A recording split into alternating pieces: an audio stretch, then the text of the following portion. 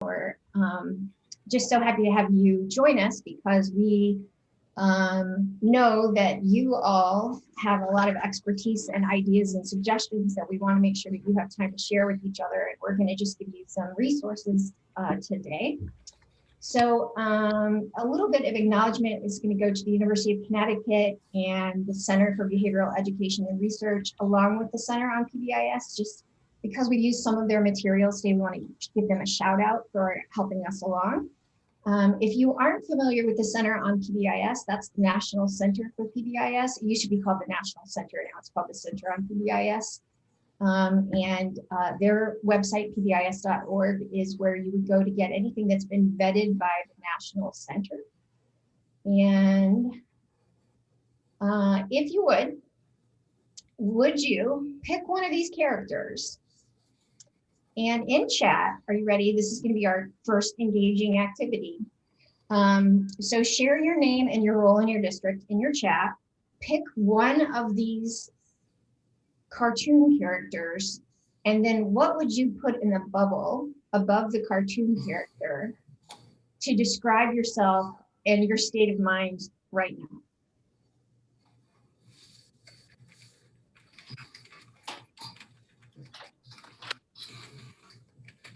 Cannot wait to see these.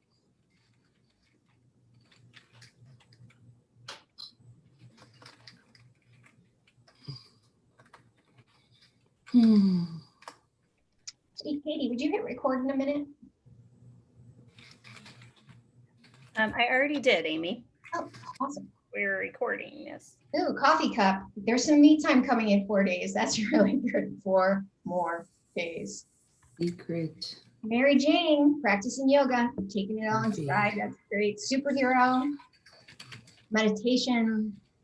Oh, the crying Charlie Brown. I can understand that. We've got this. These are great. Thank you for participating. We got this. You do have this, by the way. In case you needed a reminder, you all have done such an amazing job. You have made it to December. Last week, I was on a Zoom with a friend that I haven't talked to since about February, and he is a grandparent, and this is what he said, and I think that this is the truth. I have a deeper respect for educators now than I've ever had, because they are doing everything they know to do, and they are working so hard. And so I think that we at Midwest would, of course, all agree with that. We have watched all of you just navigate this and really just kept plugging away at a world where no one really knows what's going to happen next. So we really appreciate it. So I'm going to have my colleagues, Katie and Diane, do a quick introduction of themselves. Diane, you want to start? Sure. Welcome, everyone. It's great to see this many people on. Love having you and seeing your faces and connecting. We're excited you're here. This is a nice place and time for us to touch base before we all jump into a little time off, and a well-deserved time off around Christmas. I'm Diane Lemaster. I'm with the Midwest PBIS Network, and I've been with them for quite a while now, and I'm just happy to be here. And we'll be participating in one of the breakout rooms at the end of the session, and just glad to see everybody. Katie? Good afternoon. I'm Katie Pullman, also with Midwest PBIS, and very excited to see so many on and so many engaging with us this afternoon. And I'm just super, super happy that no one put in chat that I have a different hair color. So thank you for that. We were laughing about that earlier, like, how do we keep up with all this? All right, so thank you for your planning, putting in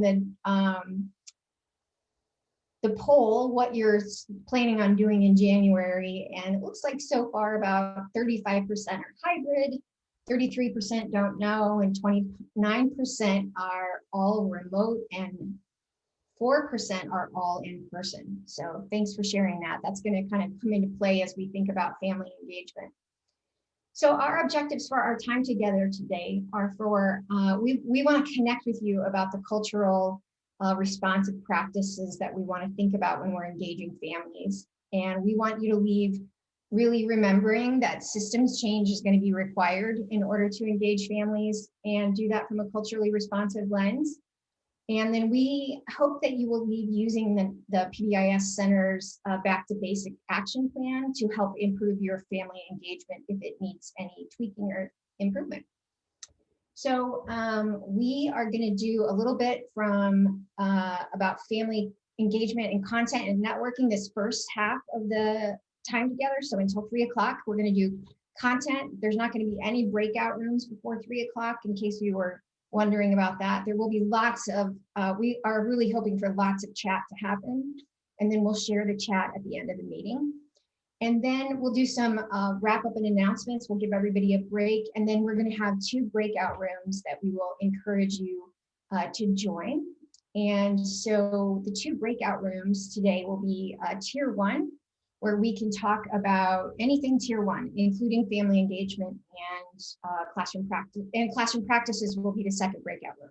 So Tier 1 is the first breakout room, and Tier 2 will be the second breakout room.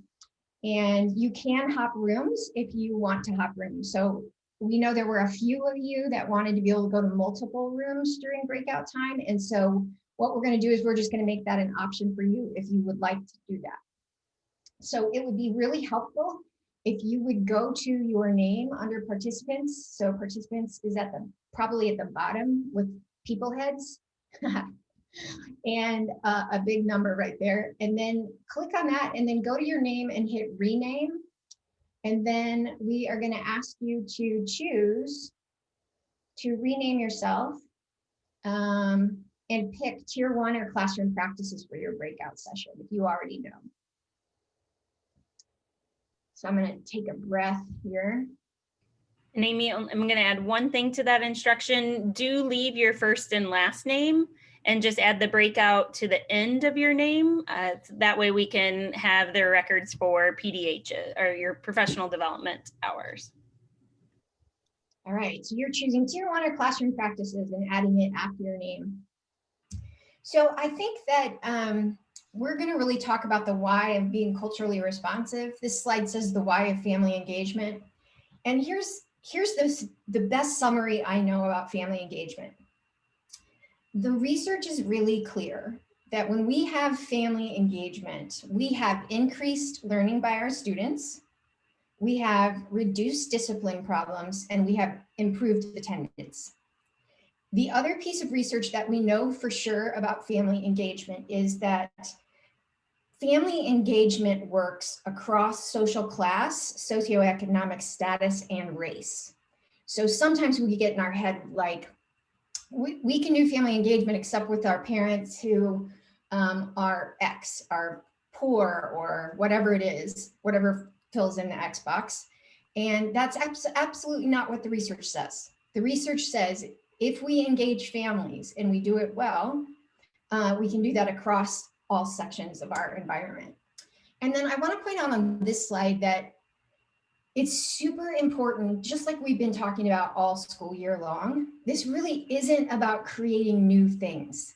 This is about taking what you have and what you know works and tweaking it. We don't encourage people to just start over and find the new bright shiny thing, because the truth is no one has research on the new bright and shiny thing during a pandemic. No one has that on family engagement.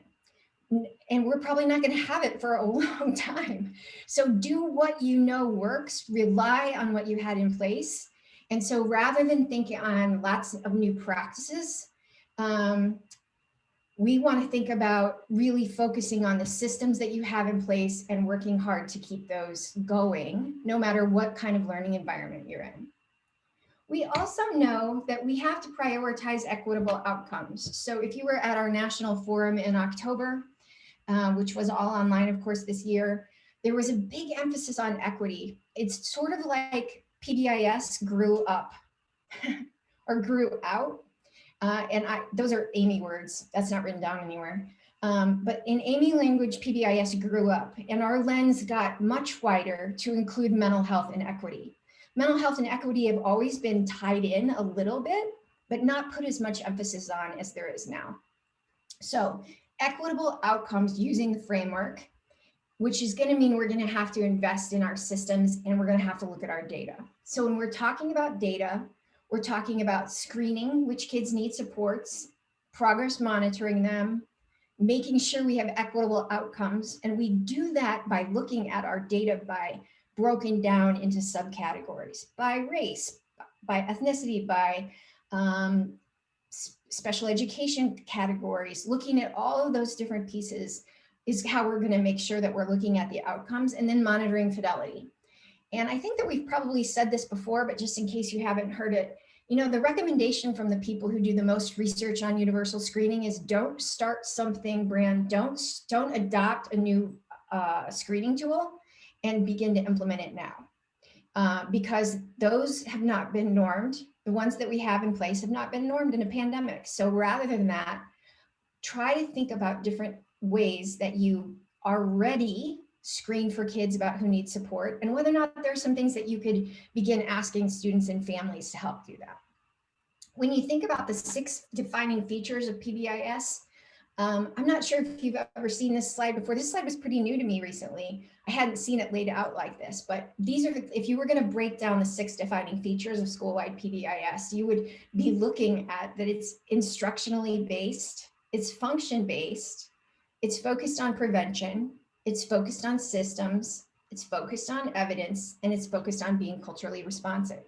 So we just want to make sure that everybody's lens is widening up as we go. When we think about being culturally responsive, I really want you in your head to be thinking about whether or not you have the same expectations for all students. Do you have high expectations for all students? So we all live up to the expectations, right? We have to hold high expectations for kids to live up to those. We want to think about whether or not we're using students' cultural experiences to enhance their learning. And then we want to make sure that we're really doing effective instruction. So Terry Scott, one of the lead researchers on classroom management practices, will remind all of us every time he speaks that the best way to build relationships with kids is to have, based on research, is to have good classroom instruction. So the best way to have a relationship with kids is to have kids be successful during instruction. So when we focus on culture, we want to make sure that kids feel like they belong, that they see a purpose in what they're learning, and they're motivated, and they feel like part of a community. So when you think about your school, which kids and which families do you think feel like they're part of your community? And which kids and which families do you think might not feel like part of your community? We want to think about that in terms of cultural in terms of the cultural lens. So sometimes these are the things that we think, and especially in December, we start hearing people in education say things like they are not doing a great job at parenting. Why can't they step up? Why can't they find a place to get their kid on Zoom? Why can't they get their kid on Zoom? Why can't they get their kid to do why? And they start thinking about parents being uninvolved, uninformed, and incapable, although well-intended. And when we think that way, we're missing the boat on cultural competence. We need to make sure that we come back at the end of the day when we're talking about cultural competence to the difference between power and race. We want to start thinking about whether or not our systems support an environment where parents are equal to us, that we're not better than any parent. There's actually some research out there that says when most of the teachers are white, there can be a tendency working with minority students, there can be this tendency to believe that we're better parents than they are. And then you have just already sabotaged all hope of relationships and having family engagement. So making sure that we think about this in terms of systems and voice. So being culturally responsive has actually 5, to be school-wide, to have cultural competence in school-wide PBIS, these would be the 5 components we would be looking at. And we're gonna just hit on voice for a second. So we want you to be pondering, how are you getting everybody's voice? So for instance, how are you getting the parent who's working 2 jobs, how are you getting their voice? how are you helping encourage the parent who has 2 jobs in terms of them being part of your community? How are you reaching them? How are you reaching all of the different kinds of people in your environment? So one of the things, as I mentioned earlier, is go back to what you already know, and that means relying on your leadership teams. So we don't want to have a brand new family engagement team. We want to make sure that this is all woven together, where the focus is on cultural responsiveness for all students and all families, and that falls squarely in your Tier 1 teamwork. So we want to make sure we're getting voice. We want to make sure we have a broad representation. And we know that based on the TFI scores from across the country that we do not have that many people having parents on their teams. And we especially want to make sure that we're including the voice of underserved families and cultures while we're recognizing the history of racism and the fact that kids walk into a white institution every day. So, or zoom into a white institution every day. So what schools do to engage families is actually a better predictor of family engagement than educational level, income, and ethnicity. So the next time you hear somebody say we can't engage them because they are X, I want you to remember that the research is clear. What you do is more important than their status. So it's super important to come back to that. So we're going to have you respond to a poll, and I'm going to toss this PowerPoint over to Katie, who is going to share some more information with you about the how. And she's going to highlight some tools. And the one I want you to pay attention to, if you are working in an environment where educators are beginning to say things like, why can't they just do X? Or why aren't they better parents? Or why don't they parent? Or those kinds of things. There's a rubric that Katie's going to share with you that really gets to educator educator mindset that we're going to share with you. That's from the National Center. So if you would start and complete that poll, how's family school collaboration in your district changed since the onset of the pandemic? Increased or decreased? And if you could, also in chat while we flip over PowerPoints, would you add some strategies that you are doing currently to address the cultural responsive piece of family engagement? All right, Katie, I think you should be good. Oh, and the timing is perfect. My dogs are going to start barking.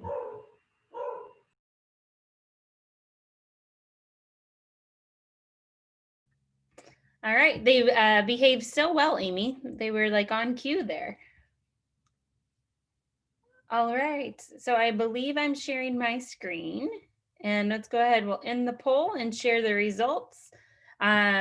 So it's looking like most of us feel like our family engagement has increased during this time, and probably kind of due to the fact that we need families, right? Like we really need families to be on our side now, to be helping to ensure that students are engaged. They are part of kind of delivering some of our instruction. So good to see that we feel like we are increasing our engagement. And so hopefully as we go through today, we are going to have you guys be sharing out how you've increased some of those strategies and what that's looked like through your examples.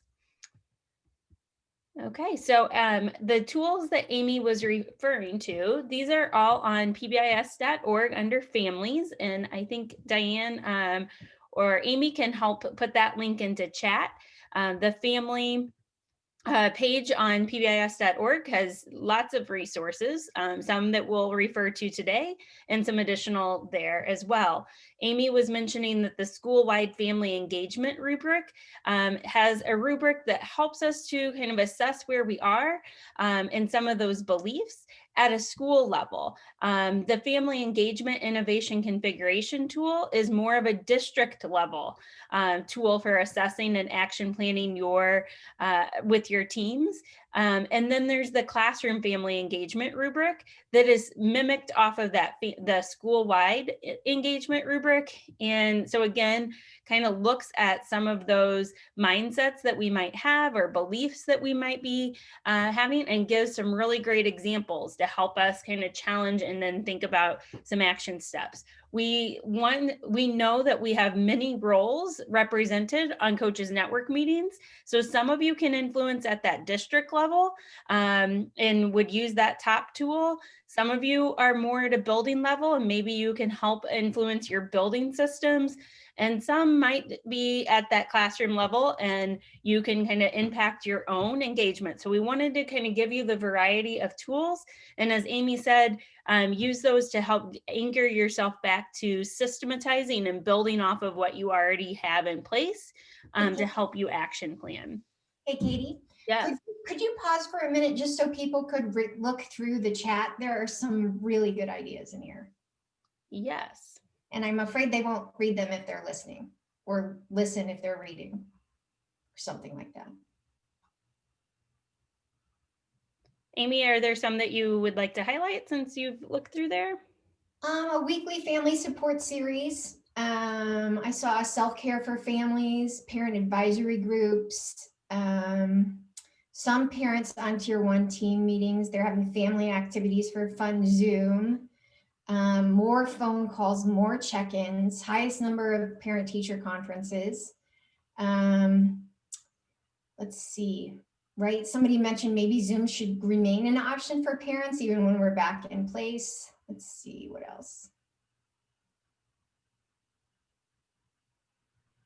Obviously the things of like sharing hotspots, asking parents how they're most comfortable, sending out weekly YouTube updates and infos, family and student attend parent chats monthly. They have a newsletter, parent website surveys. These are all great. Culture departments, more open conversations about needs and home visits. Teaching materials include people that look like our student population. That is brilliant. And more parent surveys. We're asking parents more about what they want, adding them more to teams. So if somebody else, if I missed one, the last one I'm going to say is same with telehealth and school-based behavioral health, mobile school bus, hotspots for rural areas. Oh, and parents receive video clips of their students when students are recognized at virtual assemblies. So that's awesome. So great examples. Thank you. I hope we didn't miss any. Well, I'm hoping that some of those also come back up as we go through content as well, because I think those strategies, a lot are, I'm hearing is the cultural responsiveness strategies, but also when we start sharing out examples of connecting and screening and supporting, I hope to hear some more details of some of those examples. So really appreciate all the chat and hope it continues as we keep going. So the framework we want to connect with is from the returning to school guide that was put out from the Center on PBIS. I believe this summer, around August. And they wanted to remind us that during challenging times, just as Amy said, it's helpful to have something to anchor back to. So, and the idea that we want to focus on doing a few things really well and a few things that are evidence-based that we know from the past are evidence-based, and focus on doing those well rather than adding something new or going in a different direction. And so the figure you're seeing here is from that back to school guide and helping to anchor us to those tier 1 practices, of connecting with students and identifying students for early intervention, teaching or providing the supports for a safe, predictable, consistent environment, having a way that we teach those, and then always monitoring our data. So we're going to break each of these down and hope to share some examples. The other piece is, when we look at the outcome we're trying to reach as social, emotional, behavioral, and academic growth for all students, that's what our families want. Right? That's what families want for their students as well. And so we really are all in this together, right? If we go with the hashtag of our spring and we're in this together, we are in this together with families as well from school. So how do we build off of that? And we want to think about our tiered logic when we're developing supports for families. So what are we putting in place for all around these components, right? Of the connect, screen, support, teach, and monitor. We want to support at least 80 to 90% of our families. So that means we have to identify what is getting 80 to 90% of our families to respond and our students to be able to respond and grow. And then we can tier and layer off of those supports for additional support. So it's about allocating our resources to respond to the needs of our students and our families. And within that tiered logic, we're always using that problem solving model of defining what our problem is, analyzing it, getting precise, and then developing a comprehensive plan on how we can prevent or modify the environment, how we can teach new strategies to support during that time, and how we can acknowledge and how we respond to those behaviors. And then we always want to evaluate, right? We always have to monitor what we're putting in place. Did the plan happen, and what kind of outcomes is it getting? So Amy mentioned, we don't want to put something new in place or go to some new framework when we want to emphasize family engagement or some other component. So how can we take what is in our tiered fidelity inventory and enhance that? So these are examples from the Cultural Responsiveness Field Guide in enhancing those TFI items to family engagement. So I saw some of you saying we've added families to our teams now. That's one enhancement. We ensure that our problem behavior definitions are reflective of student and family voice. We disaggregate our data, right? So these are just some enhancement ideas. If we know we need to engage more families, come and think about your tiered fidelity inventory and how do we take that item a little bit further. So do you know what your scores are for your tiered fidelity inventory? When's the last time you maybe used that tiered fidelity inventory to assess and to, more importantly, action plan? And if you don't know, where do you need to go to find out? Or what support do you need to be able to take that tiered fidelity inventory? And we have the support on here with Diane Lemaster if you do need some support knowing how to use that TFI. So as we go through today, sharing in chat is awesome. Love hearing the ideas. We want to invite voices into the room throughout today. And we also know, as Amy said, we can share out the chat after. We can download that and share the chat out. But that doesn't mean the documents are going to share. So if you can upload a document into chat and share something that way. If we download the chat, it's not going to share out. If you're willing to upload it into our coach's shared file, that will be a place that people can access later. So the steps to get there are on our coaches network meeting page where you're downloading materials. Right above the materials, there's a link to a shared folder. It's going to open an instruction document, and you're going to be able to link to the shared folder. And within that folder, there's a subfolder. So the instruction document helps you know that you're setting sharing appropriately. So we're hopeful that we can develop resources and share out as we go through.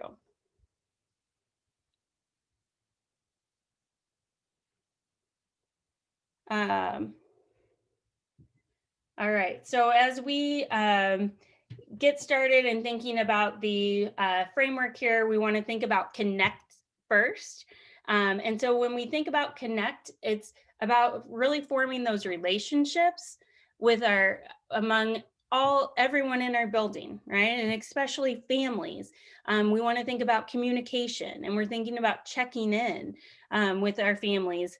And I also really want to emphasize here, when we look at the family engagement research, it's about two-way communication. So not just checking in, but also making sure that we're getting input from families. So before we share examples, we want to hear from you. What are you What strategies is your district currently using to connect with families? A lot of you said we've increased our family engagement.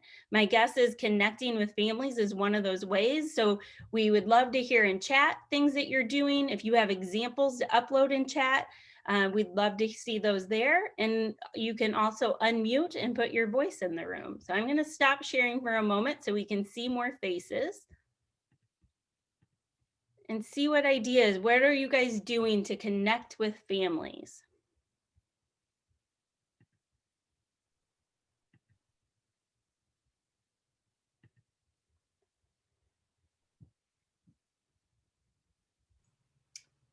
Chelsea, would you be able to tell us a little bit more about SEL strategy sessions with parents, either in chat or coming off mute? I'll try. Awesome. We have a SEL coordinator in our district that they share, like, we use Calm Classroom in our district, and so they've been sharing strategies about that to staff, but also to parents. And I believe they do like little videos, and they share those out via social media about different strategies you can try, and kind of like sort of de-escalation techniques. I don't watch all of them, so I can't speak that much to them, but I just know seeing the emails come around, that's something that we try to do.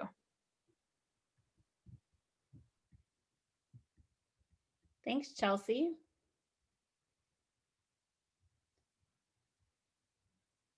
I'm seeing some about using social media or a district app. How many of you are like going to communication resources that families use that we already know that they're using, and try to utilize those kind of programs or applications?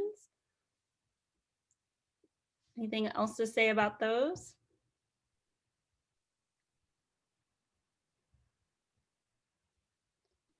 I could speak to that a little bit from the elementary building that I'm in. We did a survey asking parents their most preferred method of communication. And my principal can help me. Text was hands down. Wasn't that the one that most parents wanted the most of? And we knew this prior to, I believe we knew this prior to March, when the world stopped.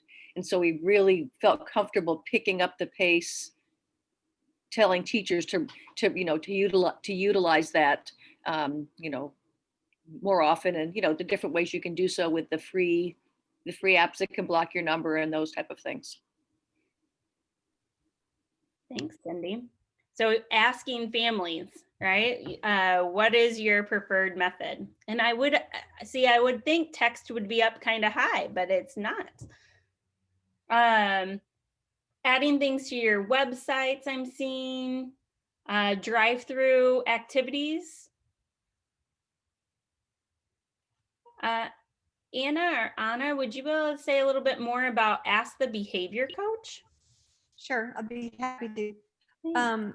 Warren County in Kentucky, and there are 4 behavior coaches that each have 5 schools, and we have a link that we send out to parents and teachers, and so anyone can use that link. But if they're having issues with behavior or non-compliance with work, incomplete work, things of that nature, it can be anything. Parents or teachers can complete that link, and it comes directly to us, and then we're able to contact the parent. So sometimes I think parents won't pick up the phone and call to ask for help, but in the heat of that moment, they know where that link is because it goes out in newsletters, and then they can put it there, way for us to track and keep in touch with parents and offer suggestions and strategies to help them either at home or in school. Great, thanks. So, and it's the same all the time. That link remains the same and can be added to all communications for a way that families can quickly access.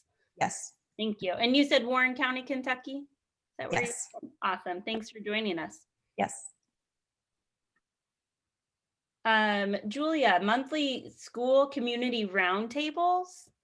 How are you doing that during pandemic, and what might the topics look like?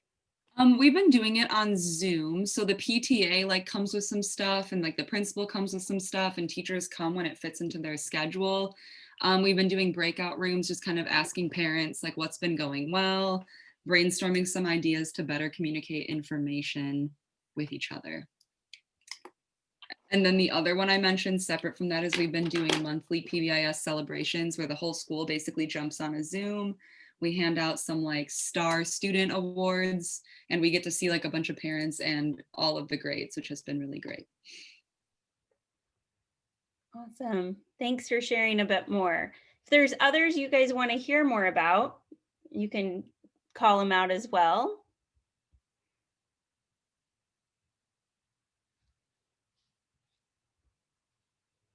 So I'm sure I'm missing lots of great ideas in chat, but trying to catch some of those.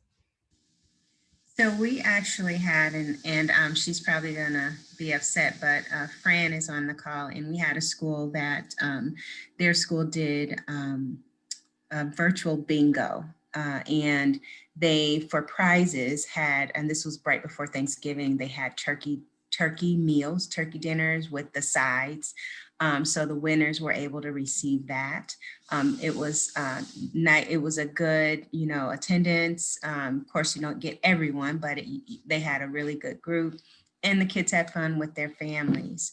Some of our other staff or schools are also doing like pizza nights with their family and making a craft, building, making something together, We also have done the whole school PBIS coming up here. We'll have several of our schools to do the movie, kind of a movie day. And they were talking about sending home, a popcorn packet and like a hot chocolate or something like that, so that, and they would just pick that up at the parent pickup time for remote learners. We're currently remote.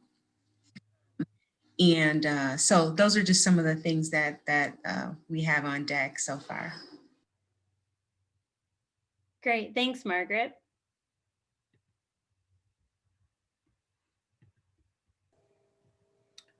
I shared a parent website that anybody can access. And it has like a lot of parent self-care, but also student self-care, and it has parent tip of the month and resources in the community as they get developed, as well as specific COVID resources. So I put that in the chat. Thanks, and that was Priscilla, right? Yes. Thanks, Priscilla. I started sharing my screen and I lost everybody for a second, but thank you. You always have great resources and appreciate you always being willing to share those. So check those out. So we'll keep going, and feel free to add more in chat as we're going. I think we heard some of these, so these are slides just as some additional thoughts or reminders to what you guys have already been doing. This was a recent article from Center on Developing Child, using technologies in which families are already familiar. And I love that Sandburg Elementary and Springfield that Cindy mentioned, using, asking families, what's your preferred method? And then how do we make sure that everybody communicating with them also knows those preferred methods so we can reach out in the ways that make the most sense. Another tip we pulled from there was sending physical resources. So, if we post a video or we share a link to something, how can we also make sure that we're getting those hard copy materials out to families? Maybe that's all families. It kind of depends on what you feel like your needs are, right? And assessing, is that going to be all families, or maybe that's just some families or a few families that we need to make sure we're getting hard copy materials or resources of things out to them. A reminder of a couple of other resources that were pre-pandemic, but remember, we're going back to basics, and there's not the evidence out there of what to do during pandemic. So we're relying on what we know works. So there was a brief from the roundtable from the National Forum a couple of years ago, and then an ebook on engaging families. This document, I know it is tips about when and who to engage. It was about when we were returning to learn, when school started back up and long term.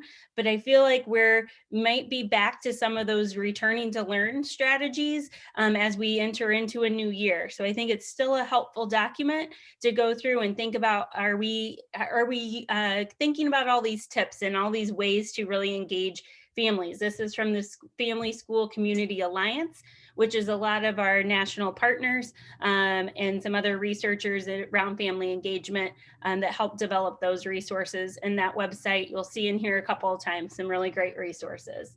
This document also gave some strategies for that included welcome calls, partnered communications, using those family focus groups that were getting their input and their language. How do we partner with our families to communicate? How might we structure some of those surveys or questionnaires? One of the best tips in a previous Coaches Network meeting pre-pandemic was, we get more responses when we ask families questions and survey kind of questions when they're present, right? So all of these in family Zoom kind of engagements or drive-bys, how are we reaching out then to ask families what their needs are? Is there a quick way that we could have a 2-question Google form and somebody out there with an iPad asking those questions? If that's when you're getting most families represented, ask the questions then. That's going to get a wider variety of voice.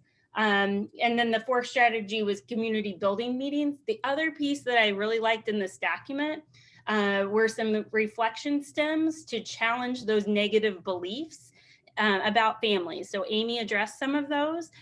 So if we know ourselves or our teams that we get stuck sometimes when things are challenging with some negative beliefs, there's some really great reflection questions there and some trust building questions. So if you're feeling like, we're not getting all families, we need to build that trust and engage all families, maybe looking at those trust building questions on how do we engage all, or maybe this is a strategy for a few families that you're struggling to reach out to. Do we start with these trust building questions for families that we're aren't responding at this time? So always using that tiered logic to help us think about how to use these resources. The second component here is around screening. And so when we're thinking about screening, remember, can be formal or informal. So one formal way is those universal screeners that Amy was talking about. But no matter what in our system, we should always be using data to identify students for early intervention. And families, how do we connect with them to have them help us identify when students are in need? So I'd love to hear what ideas you are having about and how you might be screening families for need. And I think maybe a little bit of like what Anna said could go in this category, right? We have a way for families to request assistance. So think about your systems in your building that help you identify when students need tier 2 social, emotional, behavioral supports. What data are you using? How are you getting that from families currently? And how might families request support? So what's that looking like? So go ahead and use that chat again or come off of mute. And let's share some examples.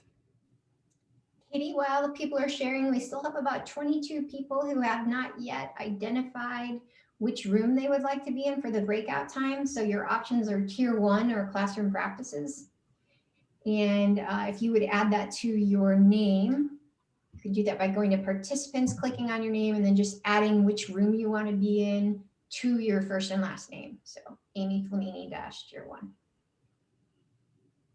And if you know you're not going into a breakout room, if you just put no, no thanks, nuh-uh, something like that, then I'll know. I know not to worry about you.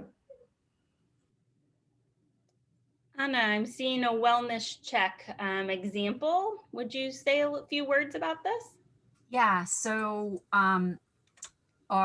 the school district, one of the school districts that I work with, they've been doing Wellness Wednesdays. So they're doing a variety of things, but every single Wednesday they have their schools are open. They're actually, the kids are kind of in a hybrid situation that day. And so, but the availability of families to come and get resources are available every Wednesday. And then also what they're doing is going out to doing home visits and using this form, the wellness check, as just sort of, it's kind of an informal screener, you know, to really find out holistically what are the needs of the families. And, you know, so not just having it that they're coming to school, because some of them may have embarrassment. So being able to just kind of check in and, you know, finding out what some of the needs are in a little bit more private way. So, and one of the key things is that all of the people that are going out to do the home visits are from the community. So it's not, you know, white people coming into an inner city school, going out to their community. They're all like from, you know, with living within the school community. So. Thank you. And I said Anna, Ian, I'm sorry about that. Okay. Thank you for sharing that and a little bit about how you're systematizing that. That's always helpful to hear how teams are making that happen and not just the practice piece, right? Yeah, and we're continuing to, we had a lot of changes in the school district as well, but really trying to reboot their district team and kind of, again, we already have a lot of it existing. We're just trying to get it all so that we're doing mapping to really show them how it's not adding more, it's thinking and kind of rethinking and working smarter. So trying to get that in place so that it's, and that's helping actually. The mapping has really helped them because they're seeing how they have so many things that they're struggling with, that to kind of go, oh, well, maybe we need to do fewer things. That's actually been extremely helpful for them. So they're able to kind of systematize things a little bit better. Thanks.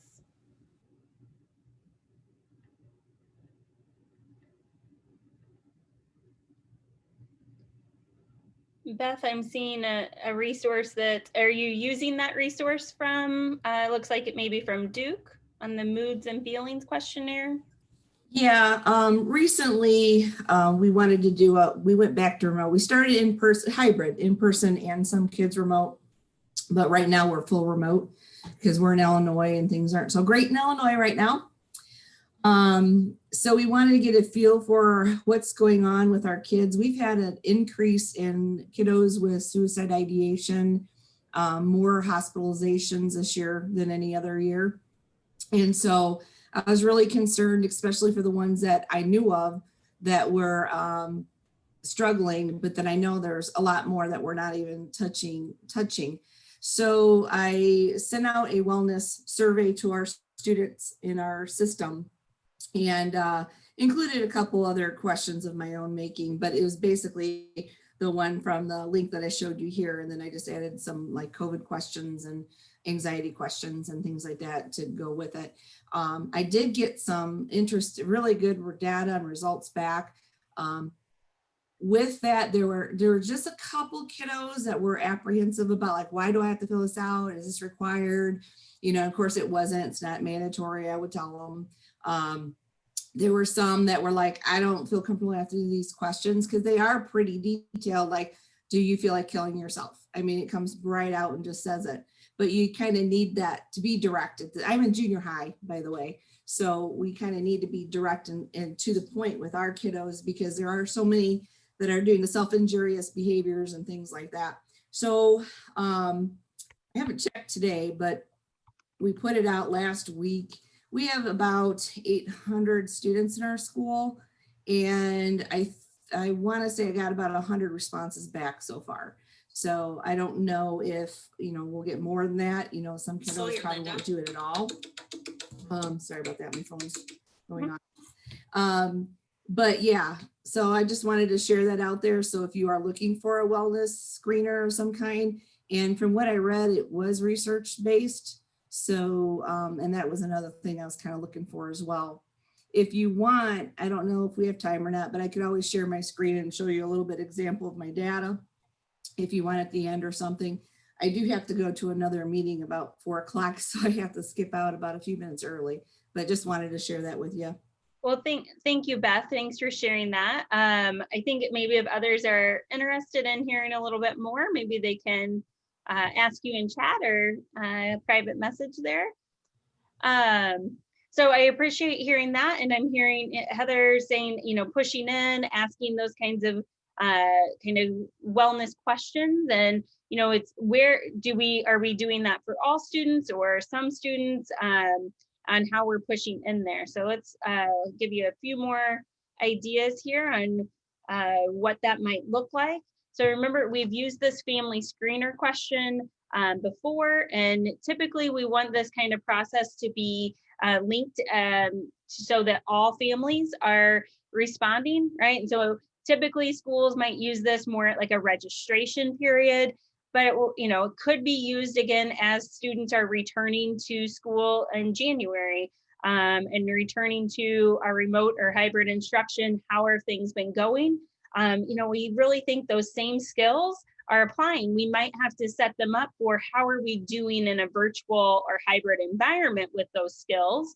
But the skills are very similar to in-person learning, but maybe the environment is slightly different. So this example on using that family screener. The other piece was, you know, that we said, we know this was our slide from the September Tier 2 coaches meeting. We want to say, here's what traditionally our data points have been for Tier 2 supports. What is that now? How have we modified our definitions for office discipline referrals during this time? How are we tracking lack of engagement? How are we using those family wellness check-ins that Beth just described, or you know, the other examples we had in there? And how do we support stronger requests for assistance?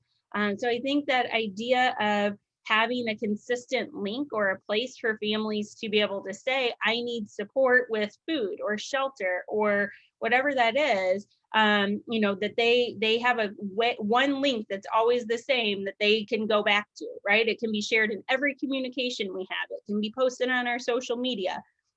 And then there's a system that monitors that.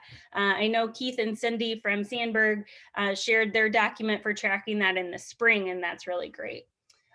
This is the example of a wellness check from the adaptations of check in, check out. So I think this is similar to a couple others that you guys are sharing, but we, you know, if we're using those, how do we use the same questions on a regular basis? And then the more important part is how do we systematize following up with those supports?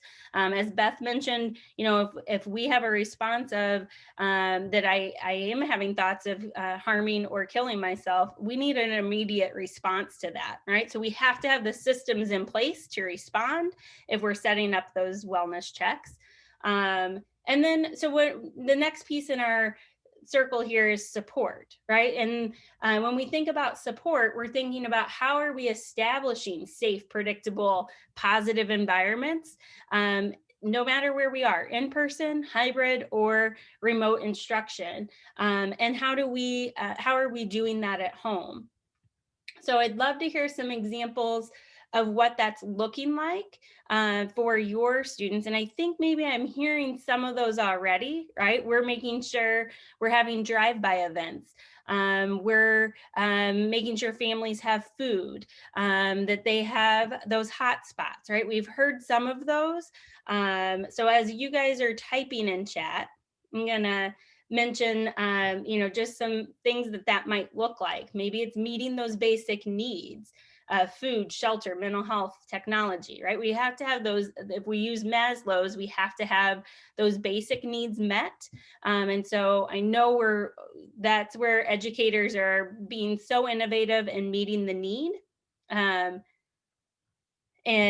making sure that they, you know, you're putting those things out. So I'd love to hear any other creative ways that you guys are helping meet those basic needs. We also know that you guys are doing an awesome job at family education, right? That you're supporting families in topics like establishing routines or how do they create a learning environment at home. managing technology and teaching. That's what I keep hearing from families, right? Like, I don't know how to toggle between all these screens or log on to these different places. How are you doing some of those? What are the topics that you're sharing out?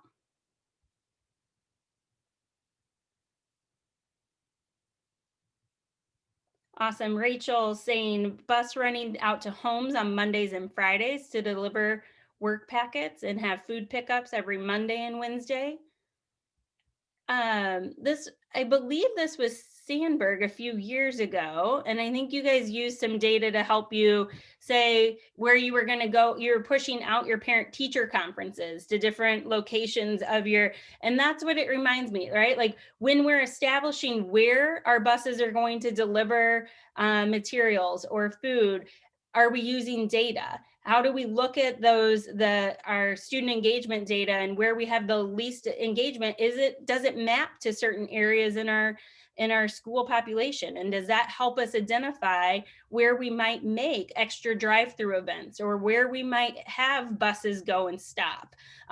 So try to use your data to help you make those engagement decisions as well.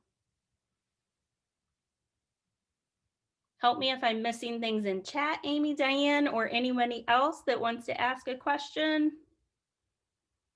Oh, Allison, personalized holiday cards to every student. Nothing better than real mail that's not junk.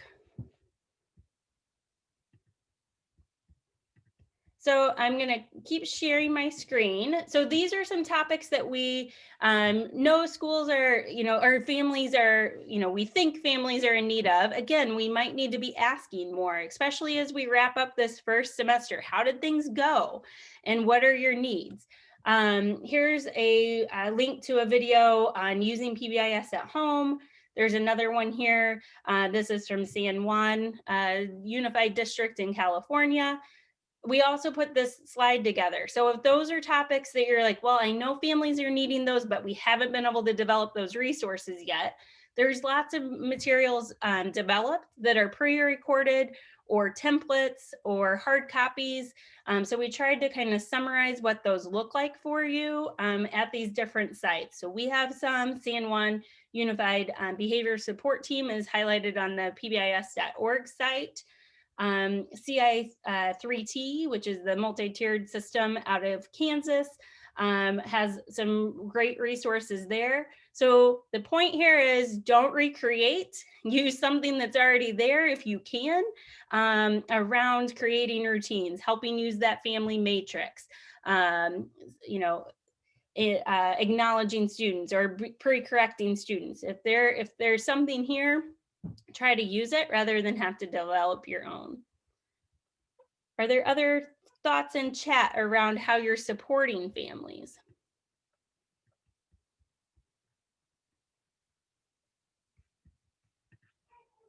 All right, so we'll go on to teach and monitor. So teaching is more about then how do we get this out, right? Those are topics on supports that we might need. And then we have to think about now, how do we teach it to families? How do we get those pieces out? So I'd love to hear in chat. I think I've heard a few ways, the ask the counselors, the holding kind of office hours, or putting things out through your website.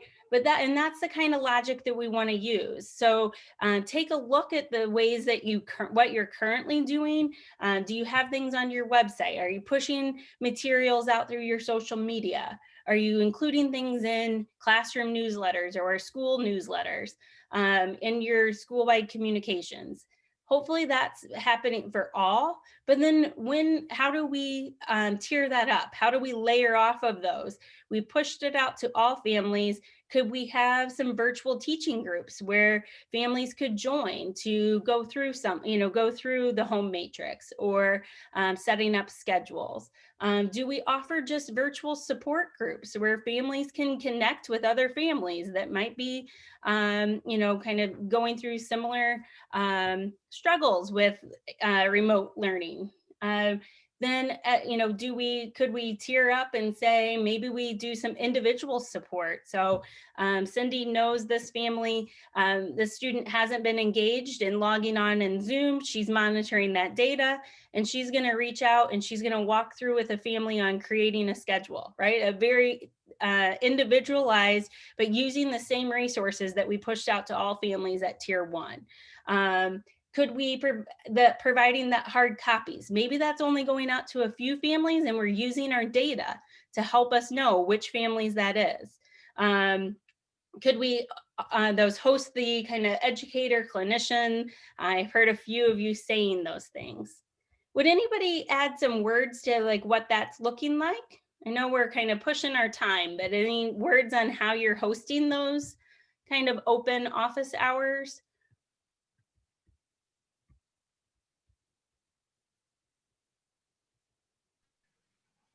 One thing we've done here at Sandburg is the social worker and I, and then all 12 of our classroom teachers, they all have an open Zoom button right on the website. And so people can get to those folks pretty easily, as opposed to sending a Zoom link with an invitation and those kinds of things. People lose those things. And so this way they're right on the website. They can just click the person's picture they want to talk to and have that opportunity. Thanks, Keith. Yes, as easy as possible, right? I keep saying during pandemic, not during pandemic, I'm the one you want to come to for calendars and where the link to something. During pandemic, do not ask me. I am not keeping up with my calendar, right? So our needs are all changing, especially when we're in high stress periods. All right, the last piece then is monitoring, and everything we're putting in place, we need to monitor how'd that plan go and how did it improve the outcomes that we were looking for. So as we look at monitor, we'd love to hear ways that you're monitoring that's in addition to what we've already been saying. Do you have data? What data points are you monitoring during this time? We know office discipline referrals, or we keep hearing, I guess, office discipline referrals are down as we're in remote learning. But what is the data? How are you monitoring your impact? How are you monitoring how many families you've connected with and engaged with? We'd love to hear if you have ways of looking at that. One of the resources, and if you got on a couple minutes early, you heard Diane discussing the school climate survey. There's a family, a student, and staff survey that's free through PBIS apps. It's kind of lengthy, but knowing that that's available, you could use that to help with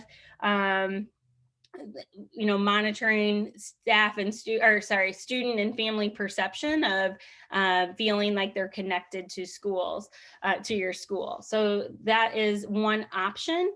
And maybe it also is an option to consider some questions that maybe you pull into a survey or a wellness check that you're already using with your students and families. And it's free. And the nice thing about this as well is that if you open this and you want to get this data from either your staff or your families or your students, it's a link. So all it is once the survey is opened, you just send them a link and it takes them right to the survey. So there's no need for a website or a username or a password. It really makes it pretty simple for completion. All right, and I know, using other forms of documenting your home visits and engagement from students. SEL program Suite 360, I'm not quite familiar with that, but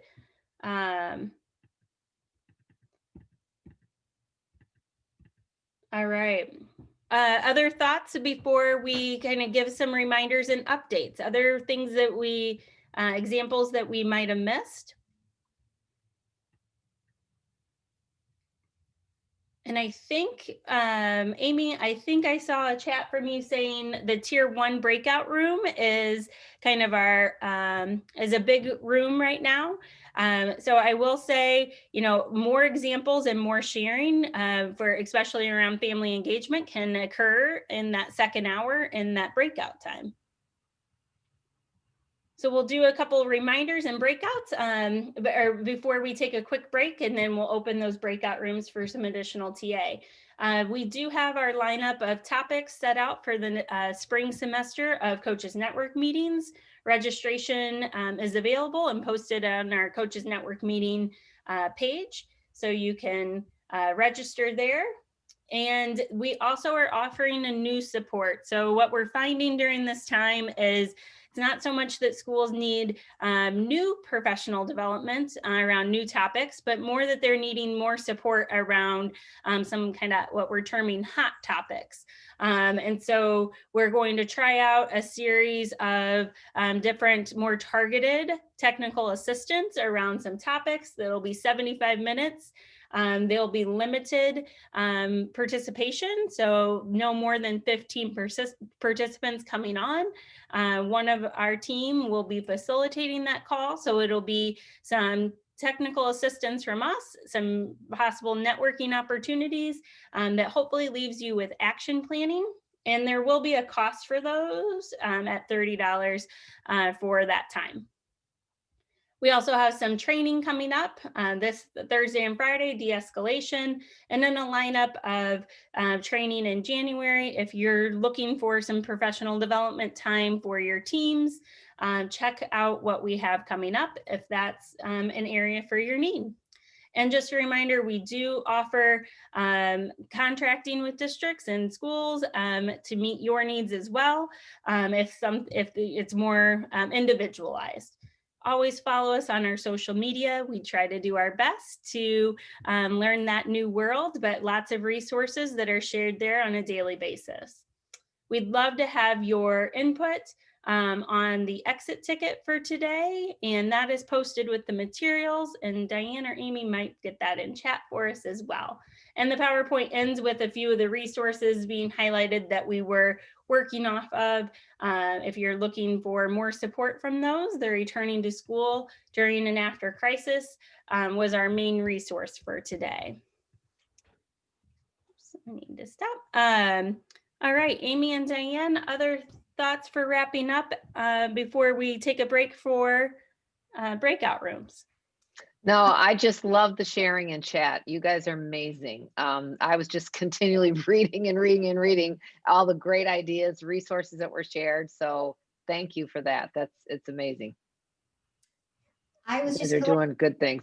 I was just gonna let you know, when you go on break, we'll hit go into your breakout rooms. It looks like we have about 8 people who said no thank you, or they didn't list what they wanted. So I have you in the no thank you blank room. So if for some reason you were in the wrong room, or you wanted to come out and go to a different room, all you have to do is click on leave breakout. Leave breakout. There you go. And it'll pop you to the main room, and we'll get you in the right spot. So